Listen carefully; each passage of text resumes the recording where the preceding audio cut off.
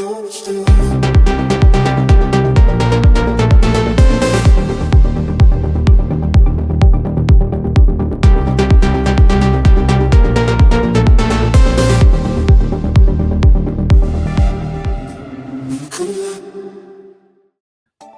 back to the show. My name is Simon Elias. Really good to have you here. If you're a new person viewing this channel, thank you so much for joining. Really appreciate it. If that is the case, please hit the bell notification, like, share, and subscribe. Also, if you're someone who's come back to the channel, again, please like, share, and subscribe. Really appreciate you all coming back. But without further ado, I just want to kind of talk about what the probably thumbnail you saw was stablecoins. But before we get on to that, let's quick look at what's going on with Bitcoin at the moment. There seems to be a lot of sort of fluctuations happening. Most importantly, are we going to be hitting the famous $70,000 mark? So the question is, things are dropping a bit. We're at 67. We've had a bit of a fluctuation week. Let's have a look. Yeah, I mean, you can see we went up to, we nearly peaked at the 70,000. I think everyone was holding on to their chairs and thinking, was that going to be the case where we start to shoot up? And I think it's going to happen soon. You know, it's inevitable. We're waiting for that jump. And they always say post the halving, it's normally 3 months after. So it's April, May, June, July, which is only a few weeks away. Can you believe it? Summertime on the horizon. Although you wouldn't think it in the UK at the moment. The weather is absolutely awful. In fact, today it's 18 degrees. But this channel's not about the weather. It's about crypto. So, I think it's looking exciting. I think, you know, come the sort of 1st of July, things are going to start to turn around a bit more. And I think we're going to get that big shoot happening. So things are happening. It's looking exciting, but, you know, it's been a bit of a rocky stage. So it'd be good to get your comments below. What's been happening with you? What's your thoughts on Bitcoin? When do you think the jump's going to happen? Are we going to have that parabolic banana zone as well? You know, beginning of July, or is it going to be later? Do let us know your thoughts below. I'd like to know what your thoughts are and what you think, basically, what is going to be happening.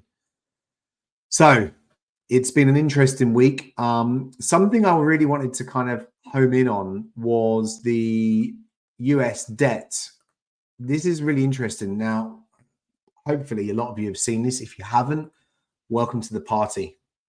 It's really interesting. It's I'll put the link into the description. It's usdebtclock.org. And I just really wanted to home into the kind of top 10 countries that are suffering in terms of the debt cycle or the national debt, you know, what each country is running at. So if you look at USA, I mean, it's just insane, 34 trillion and climbing. China, second position. China's at 14.5 trillion. Japan's at 13.5 trillion. Germany, 3.3 trillion, and the lovely UK is at 3.7 trillion. 1, 2, 3, 4, 5. And if you look at India, we're at 3.2. But look, there's a whole load of countries there. I don't want to go into too much detail, but this kind of paints the overall picture of really how much debt our countries are actually in. You know, we just keep printing money. Quantitative easing is probably the highest it's ever been ever. And I just think when you see a calculator and someone's taken this time to kind of look at this and evaluate how much money is being spent and how much debt is being created from all this money, you know, whether it be public services, got healthcare, all these kind of points, you know, roads, everything that supports, you know, the systems, public sector. It's just insane. So really interesting to have a look at that. Again, let me know your thoughts. Did you realize that we're in that much debt globally in all these countries? And again, if I go down, you can kind of see other countries as well. But I didn't want to go into too much detail on other countries. I just thought I'd home into the top 5 or 6 to give you kind of an idea of kind of what's going on out there. What I found in the news this week, which was really interesting. I don't know if you guys know, especially if you're in the US, you probably will know a guy called Paul Ryan. He's basically the former Speaker of House, Paul Ryan, and he published an op-ed editorial in the Wall Street Journal. I think it was last week. It was yesterday, where Paul Ryan says crypto could avert a US debt crisis. And the question is that true? And if you go back to our calculator, you realize, my God, we've seriously got a huge problem out there. It's just, happening, and it's happening right under our noses without a lot of people even realizing. I mean, yes, you do realize, quantitative easing is happening. Inflation is probably at the highest it's ever been, even though the governments are saying it's coming down. But it alludes to the fact that we've got major problems happening on a global level, right? So this guy said something really, really interesting. He basically talks about, so just going back to who he is. So he is the former Speaker of the House, Paul Ryan, and he published this op-ed in the Wall Street Journal last week claiming, and this kind of links to our whole information here about stablecoins, claiming that stablecoins could be a magic bullet to address the country's looming fiscal train wreck, as he put it. So fiscal train wreck, let's home in on that. These guys know what's going on, and they realize there's a major problem happening out there. What he did write in his editorial, he said he takes up his old crusade by pointing out correctly that the US debt is spiraling out of control. And the day is coming when the Fed holds yet another treasury auction to prop up the balance sheet, only to find there are no takers. Really interesting to hear that. So as Ryan notes, long-time buyers of US debt like China, Saudi Arabia have also already started to pull back, threatening the long-term status of the dollar as the world's reserve currency, a status that makes it cheap for America to borrow and let it flex its enormous economic influence overseas. So what to do about this is the killer question, right? And this comes back to stablecoins. The obvious answer is to reform runaway Social Security and Medicare spending, but neither Trump nor Biden dares to touch that. And so we have Ryan's plan B, stablecoins. I don't personally look at stablecoins as an investment opportunity. It's there for stabilizing an investment. If I make an investment into a particular altcoin and I realize I need to get out, and I need to put it somewhere, then I'll put it into a stable coin like USDT or Tron, something like that. So it's really interesting to see what's happening, with this particular guy, Ryan. He's looking at, favoriting stable coins as a way of getting the countries out of debt, especially the US. So he also, in the article, it says it's not a crazy idea, but stablecoins are taking off in countries like Nigeria, Argentina, where lousy rulers have made citizens reluctant to hold a local currency, which is really true. You see that happening with many countries in South America, where people are retracting out their local currencies and putting it either into stablecoins or Bitcoin or any crypto, basically, at that matter. So they're also cheap and easy to move around. As Ryan points out, they're permissionless and they're obviously run on blockchains.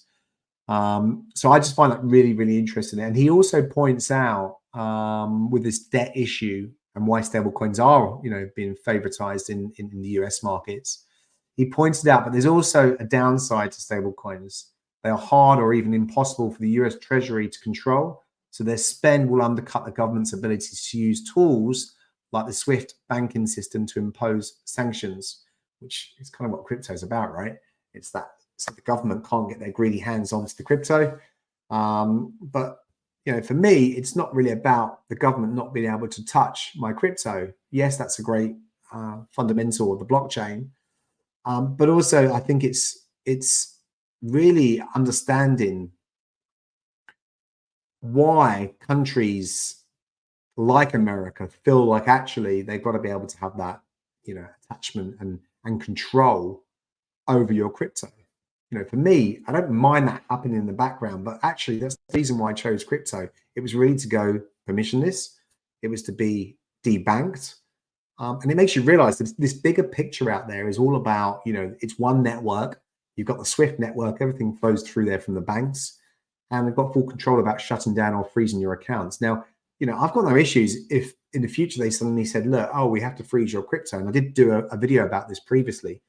But actually, as long as I'm not doing anything wrong, there's no reason for a country or a government or a council to freeze my assets. So it kind of goes back to why are stablecoins popular? Are people investing into stablecoins for the long term? And at what sort of, what issues will these bring to stablecoins for the future and crypto overall, basically? So the best option would be for America's political leaders to get serious about the country's frightening national debt. But if they won't do that, then turning to stable coins would help keep the US afloat for a little longer, is how he ends this article. So I think that's really, really interesting to kind of hear.